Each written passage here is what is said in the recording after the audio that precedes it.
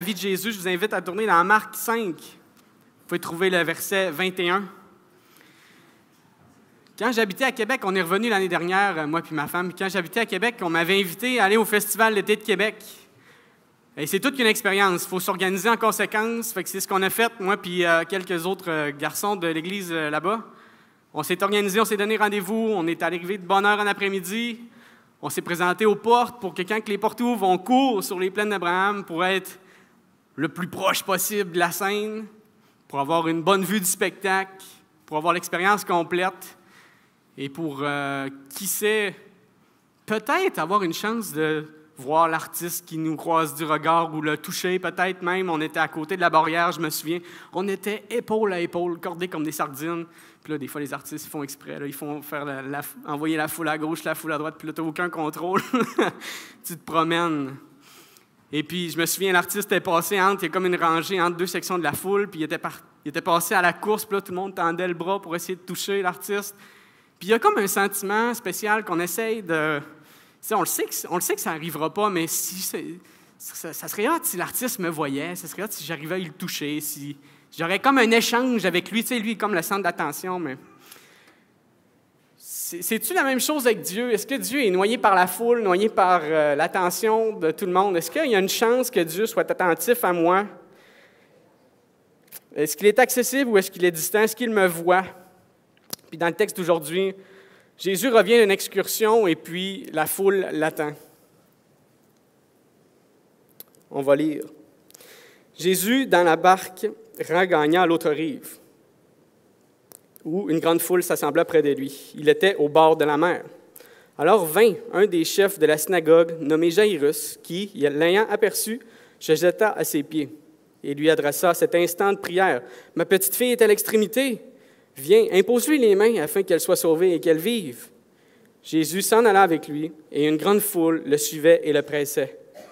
Or, il y avait une femme atteinte d'une perte de sang depuis 12 ans. Elle avait beaucoup souffert entre les mains de plusieurs médecins. Elle avait dépensé tout ce qu'elle possédait, et elle n'avait éprouvé aucun soulagement, mais était allée plutôt en empirant. Ayant entendu parler de Jésus, elle vint dans la foule par derrière et toucha son vêtement, car il disait, « Si je puis seulement toucher ses vêtements, je serai guérie. » Au même instant, la perte de sang s'arrêta et elle sentit dans son corps qu'elle était guérie de son mal. Jésus connut aussitôt en lui-même qu'une force était sortie de lui, et se retournant au milieu de la foule, il dit, « Qui a touché mes vêtements? » Ses disciples lui dirent, « Tu vois la foule qui te presse et tu dis, qui m'a touché? » Et il regardait autour de lui pour voir celle qui avait fait cela. La femme effrayée et tremblante, sachant ce qui s'était passé en elle, vint se jeter à ses pieds et lui dit toute la vérité. Mais Jésus lui dit, « Ma fille, ta foi t'a sauvée. Va en paix et sois guérie de ton mal. » Comme il parlait encore, survinrent de chez le chef de la synagogue des gens qui dirent, « Ta fille est morte. Pourquoi importuner davantage le maître? » Mais Jésus, sans tenir compte de ces paroles, dit au chef de la synagogue, « Ne crains pas, crois seulement. » On va prier. Père éternel, merci pour ce texte. On te prie que tu puisses nous parler. Aide-moi à avoir les bons mots. Et ouvre nos cœurs, Seigneur, à recevoir la profondeur de ce texte et tout ce qui nous révèle par rapport à nous-mêmes, par rapport à toi. On te remercie, Seigneur, si on est ici et qu'on peut apprendre, c'est à cause de toi. Travaille en nous et on te remercie pour cette occasion. Amen. Jésus est en demande. Dès qu'il met les pieds sur le rivage, la foule s'assemble. Et dès que la foule s'assemble, le chef de la synagogue, Jaïrus, se jette aux pieds de Jésus. Le chef de la synagogue aux pieds de Jésus. Il faut comprendre que, de un, tout le monde connaît Jaïrus, tout le monde sait que c'est le chef de la synagogue. Il a une vie très publique, un personnage honnête et respectable dans la communauté de Capernaum. Puis Jésus était vu comme un perturbateur, une menace à la religion juive à cause des enseignements qu'il faisait, à cause de l'autorité aussi avec laquelle il enseignait ces choses-là. Il exposait les fautes des dirigeants, leur incrédulité, leur hypocrisie. Jaïrus, il sait très bien ça, il sait c'est qui Jésus, c'est pour ça qu'il est là. Mais il sait aussi qu'il s'expose à la critique de plusieurs personnes, surtout à ses supérieurs, qui sont probablement des pharisiens, qui étaient ennemis de Jésus. Mais tout ça, ça prend le bord parce que l'urgence du moment dépasse ce genre d'inquiétude pour Jaïrus. Ma fille est à l'extrémité.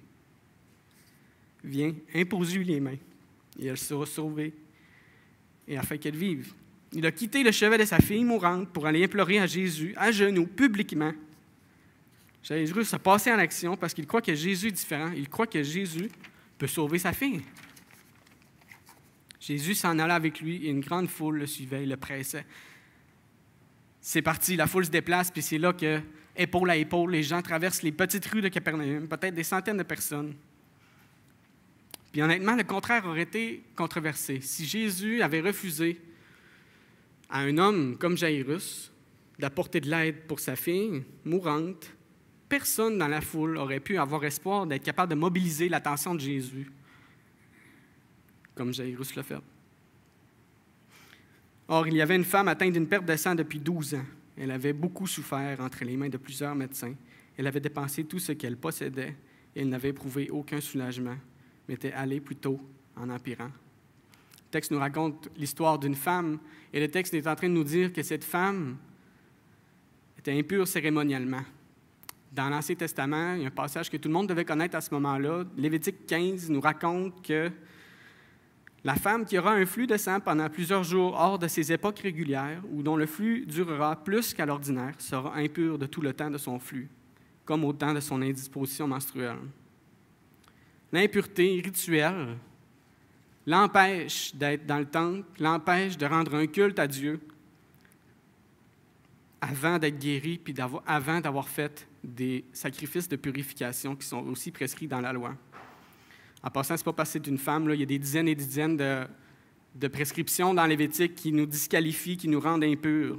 L'exigence, c'est, grossièrement, je ne les connais pas toutes, là, mais c'est pratiquement d'avoir aucun problème physique.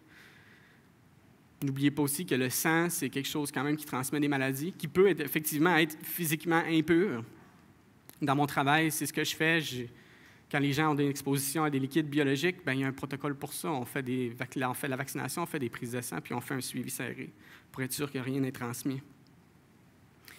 Mais j'avoue que la Bible, elle va une coche plus loin. Ça en va dire, on ne lira pas tout le passage, mais son lit, ses vêtements, les places où elle s'assied sont contaminées, sont impures aussi. Si une personne la touche, il ou elle devient aussi impure et contaminée. Comme une chirurgie, si le médecin a un scalpel qui est stérile puis qui est dans la salle d'opération, eh bien, c'est sûr que si le scalpel tombe au sol, c'est le scalpel qui est contaminé, c'est pas le sol qui devient stérile. On s'entend. Puis même en chirurgie, on va plus loin que ça. On dit que si le scalpel descend en bas de la ceinture, de la ligne de la ceinture, il est contaminé, on ne l'utilise plus pour faire la chirurgie. C'est trop risqué pour les infections. L'impureté, c'est contagieux. C'est une image de l'impureté morale, invisible, intérieure, comme la condition de la maladie de cette dame-là était invisible. Quand notre conscience nous accuse, on se sent sale, on se sent dégueulasse et coupable avec raison. Souillé de l'intérieur, c'est quasiment pire que d'être sale de l'extérieur, parce qu'au moins de l'extérieur, on peut se laver, on peut frotter, on peut l'enlever. Mais quand c'est intérieur, c'est impossible. On est incapable de se guérir. On meurt moralement, à petit feu, comme la perte de vie qui amène à un saignement chronique. Là, vous entendez vous dire, c'est sévère quand même la Bible, hein? Puis oui, c'était extrêmement sévère. C'était même un fardeau très lourd pour le peuple. Pourquoi Dieu fait vivre ça aux Israélites, des centaines et des centaines de prescriptions comme ça? Bien, le Nouveau Testament nous explique que la raison, c'est pour montrer notre impureté.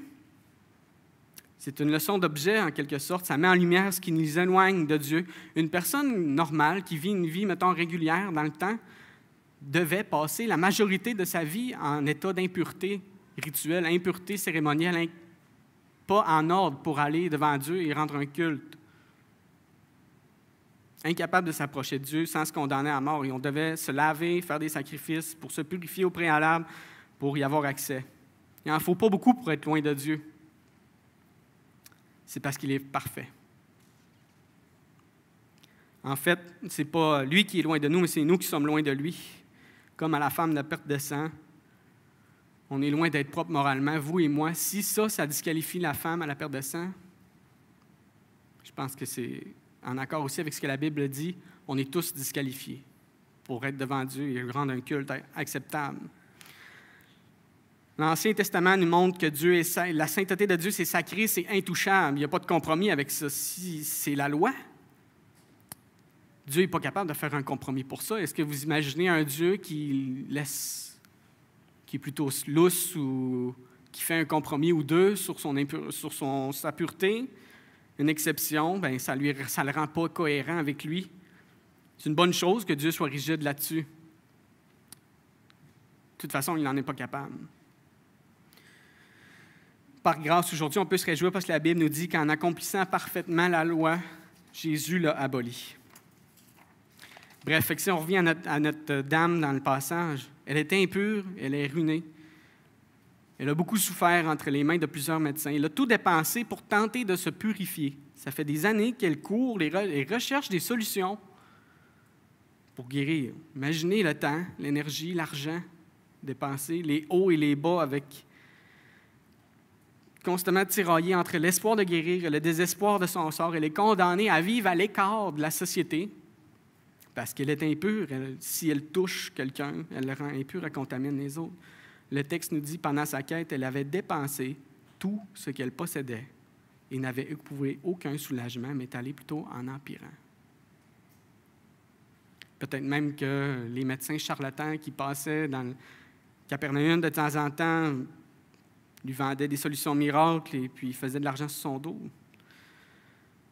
Elle devait prendre tout ce qui passe. En plus de vivre en marge de la société, son état s'empire. Elle se retrouve sans solution, probablement anémique, sans cercle social, seule.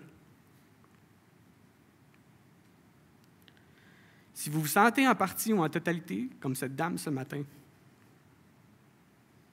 moi, je ne peux pas vous réconforter. Mais Dieu, lui, il le peut. Si tu n'as pas de soulagement ce matin, je ne sais pas ce que vous vivez. Si tu es ruiné dans tous les sens du terme ce matin, ce texte est pour toi. Ayant entendu parler de Jésus, elle vint dans la foule par derrière et toucha son vêtement, car elle disait, « Si je puis seulement toucher ses vêtements, je serai guérie. » Elle a osé se rendre en public, se frotter épaule à épaule avec des douzaines de personnes, contaminant tous au passage, tout ça pour aller toucher Jésus, même si ça voulait dire qu'elle risquait peut-être de se faire réprimander en public, rejeter à nouveau, tourner le couteau dans le plaie, comme on dit. Mais elle était déterminée à aller toucher Jésus, sachant qu'elle allait être guérie. Si seulement je peux toucher ses vêtements, je serai guérie. Même si à première vue, c'est contre-intuitif, parce qu'en touchant Jésus, en théorie, c'est lui qui devient impur, c'est pas elle qui se purifie, si c'est un homme comme un autre, mais ça fait... Puis en plus, elle, ça fait une douzaine d'années qu'elle fait attention, de ne pas toucher personne. Mais elle est en mission secrète pour aller toucher Jésus. Elle avait ce qu'on appelle la foi, la croyance, la ferme assurance que Jésus pouvait la sauver. La bonne nouvelle, c'est que l'impureté est intérieure, comme c'est chez cette dame. Mais le miracle de la guérison de Jésus, il l'est aussi. C'est comme invisible, c'est caché, mais c'est réel. Elle arrive à toucher la frange du vêtement de Jésus, sa foi est récompensée, elle a eu raison. L'impureté ne contamine pas Jésus, c'est plutôt l'inverse. C'est lui qui purifie l'impureté. Et puis, merci Seigneur, c'est la même chose pour nous aujourd'hui. Jésus connut aussitôt en lui-même qu'une force était sortie de lui. C'est spécial, ça m'a fait réfléchir, ça. Chaque action, chaque miracle que Dieu accomplit a un vrai coût. Dieu n'est pas insensible aux proportions des miracles qu'il accomplit ou de notre besoin. La source inépuisable, par contre, il est plus fort que la maladie. C'est lui qui l'a fait, le corps humain. C'est lui, l'auteur de la vie, qui a conceptualisé le corps humain, le pouvoir sur tout, le Tout-Puissant. En se retournant au milieu de la foule, il dit « Qui m'a touché mes vêtements? » Puis c'est vrai que c'est une drôle de question. Les disciples lui disent « Tu vois la foule qui te prend? » Il dit « Qui m'a touché? » En plus, le vêtement, tu sais, c'est sûr qu'il y a plein de monde qui ont touché tes vêtements. Mais Jésus s'arrête et prend le temps de chercher un contact visuel avec la femme hémorragique pendant qu'il est attendu urgemment pour sauver une fillette à l'autre bout. Mais Jésus ne s'en fout pas. Dieu veut te voir. Dieu peut te comprendre parce qu'il a vécu sur terre. Puis dans Hébreux, ça nous dit qu'il a goûté à la souffrance et à la mort. Et on a un avocat parfait qui peut comprendre qu'est-ce qu'on vit sur terre. Jésus a vécu lui-même le rejet. Il a porté lui-même l'impureté. Il sait ce que cette dame ressent. Je me suis demandé pourquoi Jésus s'est arrêté pour parler publiquement d'un événement qui aurait pu passer inaperçu. La femme aurait pu toucher son vêtement, partir. Jésus rien dire, il continue à aller sauver la fille de Jaïrus. Pour les gens sur place, c'est un peu bizarre même. De un, tu demandes c'est qui t'a touché, c'est un peu drôle. C'est complètement surprenant, mais en fait, c'est un contraste énorme en plus avec Jaïrus, qui est un homme public respecté. Puis là, Jésus s'arrête pour cette dame-là. Peut-être tout le monde devait la connaître, là, on s'entend, ce n'est pas un gros village, là, Capernaum, ça fait 12 ans qu'elle est impure. C'est surprenant que Jésus s'arrête pour elle, c'est surprenant que Jésus l'exauce si facilement aussi. Mais Jésus, dans le fond, il la reconnaît publiquement, il la restaure publiquement, autant que son état la disqualifiait d'une vie publique, bien, Jésus la restaure publiquement. Il a l'autorité de le faire. Il veut nous le montrer, c'est pour ça qu'il l'a fait. Je me suis demandé aussi, il y a dû y avoir d'autres gens dans la foule qui ont touché Jésus, peut-être même des malades qui ont touché Jésus. Je ne sais pas s'ils ont été guéris ou pas, le texte ne nous le dit pas, mais Jésus veut montrer que tout le monde peut être sauvé. Il s'agit d'une question de foi. Tout le monde peut toucher Jésus, mais ce n'est pas tout le monde qui est sauvé. C'est la foi qui sauve. Mais Jésus lui dit, « Ne me touche pas, toi qui es impur, ne connais-tu pas la loi? » C'est pas ça qui est marqué. OK, je recommence.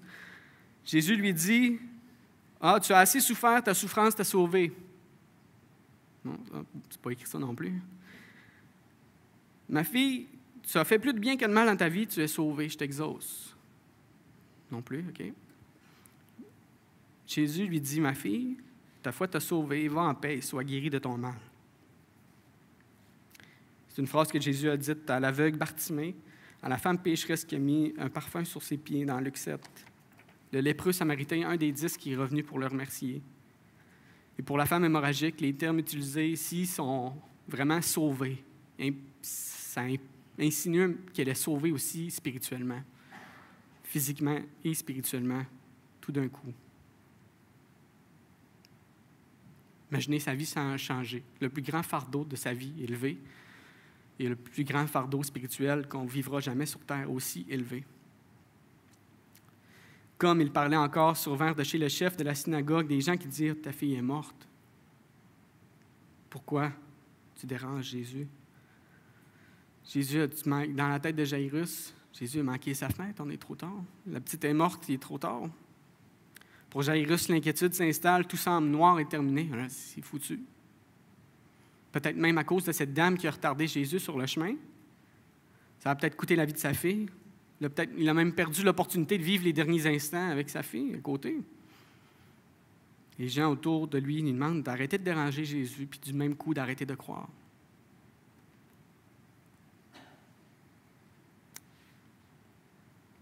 Jésus, un fils envoyé par son papa pour sauver le monde, fait la plus grande promesse à un papa qui veut sauver sa fille.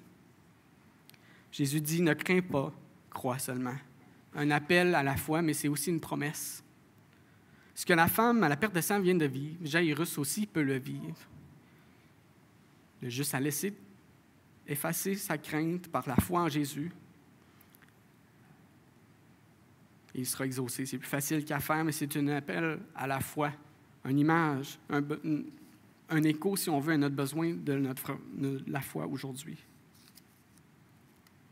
Puis on arrête le texte là, on aurait pu continuer longtemps, mais l'application pour nous aujourd'hui, c'est quoi? Pourquoi Dieu a voulu que cette histoire soit dans la Bible pour qu'on la lise aujourd'hui en 2025?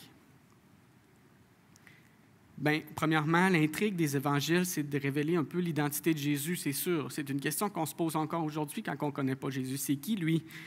Pourquoi tout le monde parle de lui? D'où vient son autorité? C'est-tu lui le Messie promis? Qu'est-ce que ça change pour moi? Mais cette histoire-là s'inscrit dans une suite d'histoires, de preuves de qui il est. Jésus est vraiment le Fils de Dieu. Marc, il raconte, dans le fond, il est en train de raconter que Jésus a l'autorité sur la maladie. Pas tout le monde qui peut en dire autant, même les médecins d'aujourd'hui ne peuvent pas en dire autant.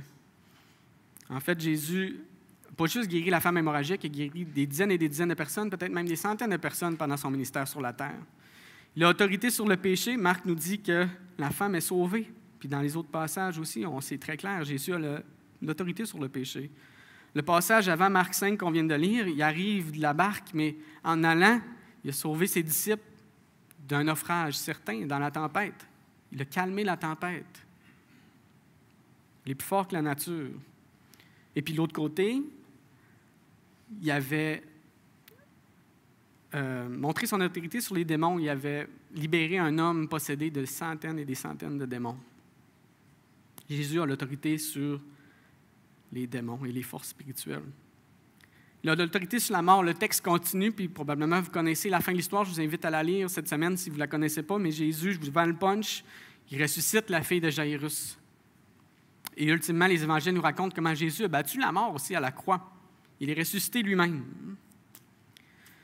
C'est clairement avec le Fils de Dieu qu'on a affaire ici. Le texte nous apprend, par rapport à nous, par contre, que nous, on est comme la femme hémorragique qui ne peut pas se purifier. On est comme la fille de Jairus personne ne peut nous sauver de la mort.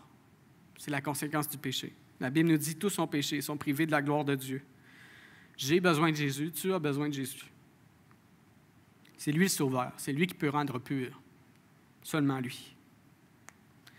Jairus a eu l'humilité d'implorer Jésus publiquement, puis la femme, à la perte de sang, a eu la foi d'aller dans la foule et de toucher Jésus pour être guéri. Maintenant, c'est un appel à nous. C'est un appel d'être humble et d'avoir la foi pour être guéri, sauver notre péché. Quand on reconnaît nos péchés, on se repent de nos péchés devant Dieu. Peu importe qui tu es, peu importe d'où tu viens, comment tu te sens, si tu as des enjeux publics, une vie publique ou une vie privée, si tu es pauvre ou riche comme la dame, si tu es respecté ou rejeté, peu importe, il est disponible, sa réponse est parfaite, c'est une promesse qu'il te fait. Il n'est pas trop tard non plus, hein? Le texte nous parle, c'est quasiment ironique, là. Dieu n'est pas trop tard. Jésus a répondu à les deux personnes qu'on vient d'étudier dans le texte. Il semblait 12 ans en retard pour la femme, mais c'est pourquoi? Il semblait avoir manqué la fenêtre aussi pour sauver la fille de Jairus. Est-ce que Dieu est en retard? Non, ça ne limite pas Jésus. Il n'est jamais trop tard. Il suffisait de croiser Jésus. Peu importe le timing. Rien n'est trop loin pour le bras de Dieu. Il ne vous refuse pas le salut ce matin. Est-ce que vous l'avez rencontré? Pour ceux d'entre vous qui êtes déjà en règle avec Dieu, qui êtes sauvés du péché, je vous invite à prendre un temps cette semaine pour appliquer ce texte, pour identifier s'il y a une facette dans votre vie spirituelle qui a besoin d'être vue par Jésus, guérie, purifiée. Tant que nous sommes ici, on le sait que le travail est inachevé, on le sait qu'on a beaucoup à apprendre, qu'on est loin d'être parfait. Psaume 139 nous dit « Sonde-moi, ô Dieu, et connais mon cœur, éprouve-moi et connais mes pensées. Regarde si je suis sur une mauvaise voie et conduis-moi sur la voie de l'éternité. » Est-ce que Jésus est accessible? Est-ce qu'il me voit et m'entend, même s'il est dans la foule? Est-ce qu'il est noyé dans la foule? Non, Jésus est vivant et est accessible, mais il prend le temps de te voir. Il s'arrête même pour nous voir, comme la femme dans le texte. Jésus est compatissant, il répond peu importe la situation. Jésus offre une rédemption qui dépasse l'incurable. Ça avait été prophétisé. Ésaïe nous dit « Alors s'ouvriront les yeux des aveugles, s'ouvriront les oreilles des sourds, et le boiteux sautera comme un cerf, et la langue du muet éclatera de joie. » Jésus bat l'incurable. Psaume 103 nous dit « Mon âme bénit l'Éternel, c'est lui qui pardonne toutes tes iniquités, qui guérit toutes tes maladies. » Le message de Jésus ce matin, c'est « Ne crains pas, crois seulement. » C'est difficile. C'est vraiment difficile des fois. On a le goût de croire dans n'importe quelle autre option qui se présente devant nous. Mais on le sait profondément que ces options-là sont vides et qui sont moins solides que Jésus. Ne crains pas, crois seulement. Prions. Père Céleste, aide-nous à croire, aide-nous à ne pas craindre, aide-nous à placer notre foi en toi. On a besoin de le refaire à chaque jour, Seigneur, et on le sait que c'est la vraie seule solution permanente et durable. Sois béni, merci pour cette miséricorde que tu nous fais, d'avoir accès à Jésus, de l'avoir ressuscité des morts et d'avoir fait en sorte qu'il est disponible pour nous et accessible pour nous aujourd'hui, qu'il prenne le temps de s'arrêter pour nous voir et qu'il se déplace pour venir nous sauver. Béni sois-tu, Seigneur, et gloire à toi pour ce texte. On prie que tu puisses continuer de travailler dans nos vies. Amen. Merci beaucoup tout le monde. Je vous souhaite une belle semaine. On m'a demandé d'annoncer